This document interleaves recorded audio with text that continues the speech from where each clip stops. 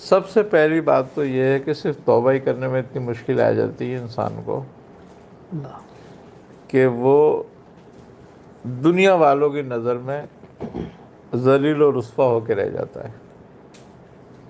اب اگر کوئی شخص مثال کے طور پر کلرک ہے کہیں، یا کوئی تاجر ہے چھوٹا سا، اب وہ توبہ کر لیتا ہے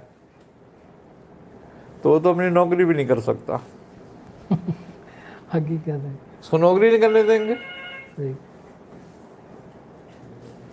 رشوت لینی ہے ساری، ہاں بہت سارے کام اوپر نیچے کرنے ہیں، رشوت جی، لینی ہے، سب کچھ لگے گا، چین کا حصہ ہے وہ، اگر وہ نہیں کرے گا تو پھر تو بیچارہ وہ رہ ہی نہیں سکے گا۔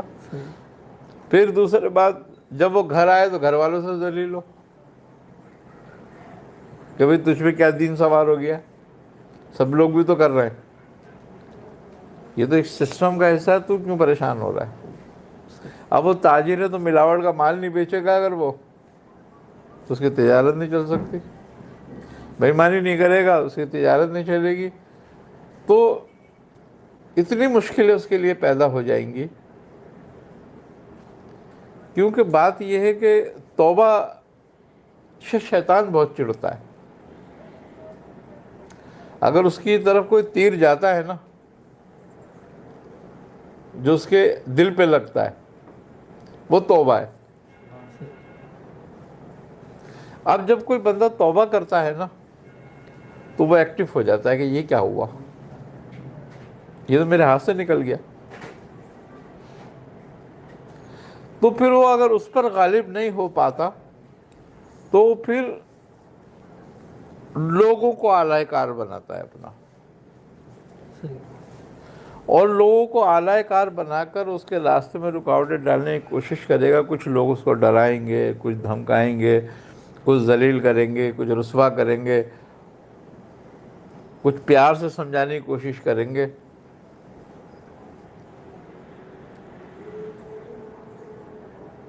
کیونکہ الذی یوسوس فی صدور الناس من الجنۃ والناس، اور یہ وسوسے ڈالنے والوں میں انسان بھی ہیں اور جنات بھی، شیاطین کے ذریعے بھی، انسانوں کے ذریعے بھی۔ کیوں؟ کہ اللہ نے شیطان کو کمزور بنایا ہے۔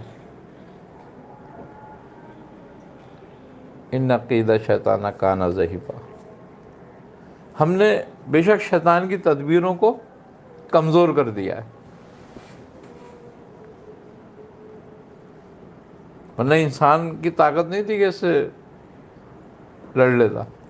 تو جس نے اس مرحلے کو نکال لیا وہ کامیاب ہو گیا۔ اب صوفیہ جو تھے وہ کیوں ترک دنیا کر کے جنگل میں چلے جاتے تھے؟ صحیح، کیونکہ پہلا مرحلہ جو ہے بڑا سخت ہے، اور پہلے مرحلے میں ہی اگر قطع تعلق نہیں ہوگا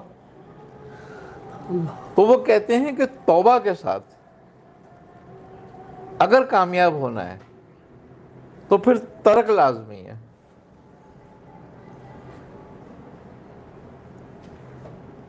کس کس چیز سے ترک؟ بس بولے ترک ہی کر دے دنیا کو، تو اچھا، اب کوئی رشتہ تیرا دنیا میں رہا ہی نہیں، اب تو توکل کر لے، ایک ہی ذات پہ بھروسہ کر لے کہ وہی بس ہے جو کچھ ہے تیرے لیے،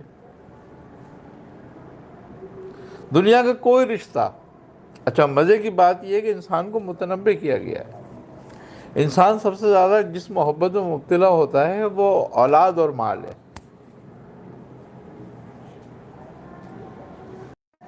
تو وہ اس نے متنبع کر دیا اس بات پر بھی، تمہیں سمجھا دیا کہ یہ فتنہ ہے تیرے لیے، صحیح، تیری آزمائش ہے یہ۔ اب ایک طرف یہ سب کچھ ہے اور ایک طرف تیرا رب ہے، تو کس کو قبول کرتا ہے؟ اب ضرورت ہے ترک کی، پھر وہ ترک کر دیتا ہے کہ ٹھیک ہے میں ایک ہی کو قبول کر رہا ہوں بس۔ اب جب انہوں نے ترک کیا تو اب اس قبول کرنے کے لیے اس کو بھروسے اور توکل کی ضرورت ہے کہ اب اس پہ بھروسہ کر لے۔ اب دنیا سے امید چھوڑ دے. اور جب تک بندہ دنیا کی امید پر ہوتا ہے جب تک ہی ذلیل و خوار ہوتا ہے.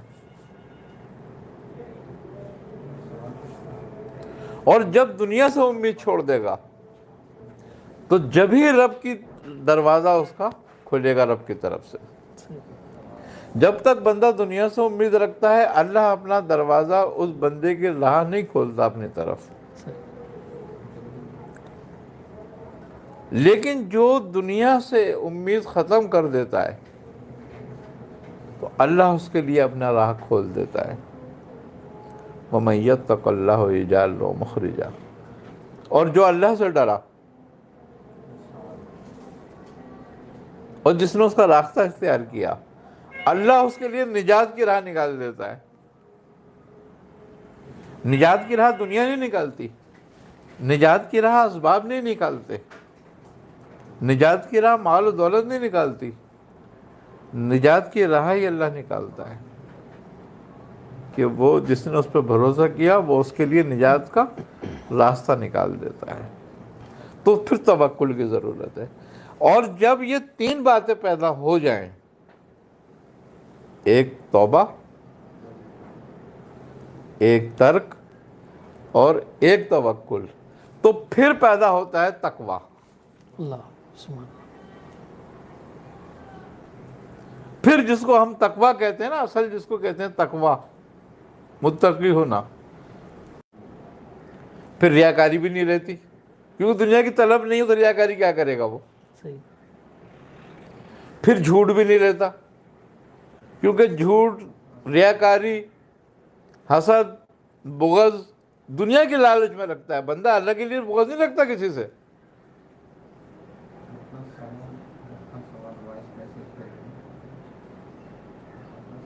دنیا حاصل کرنے کے لیے جو چیز اس سے حاصل نہیں ہو رہی ہوتی ہے اور وہ کسی اور کو ہو جاتی ہے تو اسے بغض کرتا ہے اور اسے حسد کرتا ہے. تو یہ ساری چیزیں جب ترک ہو گئیں تو جتنی بھی خصائل رذیلہ تھیں وہ آٹومیٹک اپنے اندر سے نکل جاتی ہیں پھر.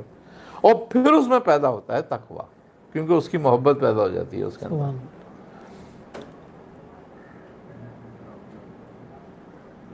اب جب اس کی محبت پیدا ہو جاتی ہے تقویٰ پیدا ہو جاتا ہے تو آٹومیٹک اس لوتھڑے کی اصلاح ہونے لگتی ہے اور وہ فساد سے فسق سے فاسد ہونے کے سے نکل جاتا ہے اور وہ سعادت کی طرف چل دیتا ہے. اور جب وہ سعادت مند ہو جاتا ہے تو باوفا ہو جاتا ہے. یعنی کہ وہ اس وعدے کو نبھاتا ہے جو اس نے ازل میں کیا ہوتا ہے کہ کالو بلا. جب اس سے پوچھا گیا کہ الست بربکم کیا میں تمہارا رب نہیں تو اس نے کہا تھا کالو بلا کیوں نہیں. اس وعدے کو نبھاتا ہے وہ اور اس وعدے پہ پورا اتر جاتا ہے. اور جب اس وعدے پہ پورا اتر جاتا ہے تو اللہ ایک حدیث ہے نبی کریم صلی اللہ علیہ وسلم کہ آپ نے فرمایا کہ اللہ تبارک و تعالیٰ فرماتا ہے کہ جب بندہ میری طرف ایک قدم بڑھاتا ہے تو میں اس کو 10 قدم قریب کر لیتا ہوں اور جب میری طرف قریب ہوتا ہے تو وہ مجھے جاننے لگتا ہے اور جب وہ مجھے جاننے لگتا ہے تو مجھے پہچان لیتا ہے سبحان. اور جب وہ مجھے پہچان لیتا ہے تو میرا عاشق ہو جاتا ہے سبحان. اور جب وہ میرا عاشق ہو جاتا ہے تو پھر میں اس کا سر کاٹ دیتا ہوں سبحان. قتل کر دیتا ہوں اس کو. اور جب میں اس کو قتل کر دیتا ہوں تو پھر آپ ہی اس کی دیت ہو جاتا ہوں. سبحان. پھر یہ فنا کا مقام ہے. سبحان. پھر اس کا اپنا وجود بندے کا جو ہے نہیں رہتا.